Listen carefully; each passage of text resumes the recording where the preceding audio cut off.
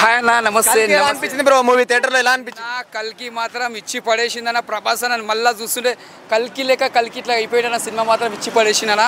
Cinema మాత్రం super ఉందన్న. అసలు ప్రభాస్ అన్న కెరియర్లో బాహుబలిలో ఎంత పెద్ద బ్లాక్ బస్టర్ కొట్టిందో, తర్వాత మళ్ళీ ఇదే సినిమా బ్లాక్ బస్టర్. వరల్డ్లో సినిమా పెద్ద పెద్ద బెస్ట్ మూవీ అని చెప్పవచ్చు. ప్రపంచంలో మళ్ళీ ప్రభాస్ అన్న సాధించుకుని వచ్చిండు. అంటే ప్రభాస్ ఎంట్రీకి ఎలా ఉండే బ్రో థియేటర్లో? నా బూస్ బౌన్స్ అన్న. ఒక్కొక్క ఎంట్రీ అన్న ఇట్లా చూపిస్తున్నా, మొత్తం బట్టలు ఇట్లా తిప్పి ఇట్లా ఎగిరేస్తారన్న. పేపర్లు అసలు స్క్రీన్లో మన బొమ్మ ప్రభాస్ అన్న ఫోటోనే కనిపించదన్న. అసలు అంతా అల్లరి గోల అన్న మొత్తం.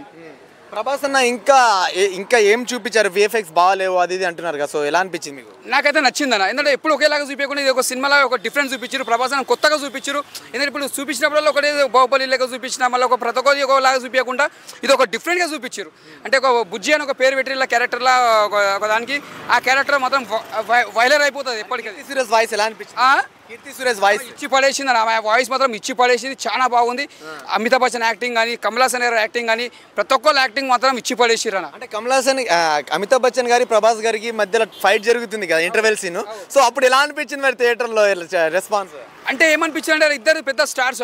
కమల్ హాసన్ పెద్ద స్టార్, వరల్డ్ ఇండియాలో పెద్ద నంబర్ 1 హీరో. ప్రభాస్ అన్న ఇంటర్నేషనల్ హీరో అయిపోయినా. ఆయన కూడా రెండు చూస్తే మాత్రం మైండ్ బ్లో. అరే ఏంద్రా ఇట్లా కొట్లాడుకుంటారు. కాకపోతే కథ కాబట్టి తప్పదు కాబట్టి అక్కడ ఫైట్ సీన్ నడుస్తుంది అంతే. అక్కడ ఏమనిపించింది? ఎలా అనిపించింది మరి థియేటర్లో? ఎలా ఉండే మరి ఆ ఫైట్ సీన్ చూస్తే బూస్ బాన్స్ అవుతున్నాయి మొత్తం. మరే ఇక్కడ తమిళనాడు, ఇక్కడ తెలంగాణ, ఆంధ్ర పరిచయం అయిపోతారు. ఏం రాబా ఇట్లా కొట్లాడుకుంటాం ఇద్దరు ఫ్యాన్స్. ఇద్దరు ఇక్కడ కమల్ హాసన్ ఫ్యాన్స్, ఇక్కడ ప్రభాస్ ఫ్యాన్స్. అంటే మళ్ళీ కలుసుకున్నట్టు ఫైట్స్ పెట్టిరన్నమాట.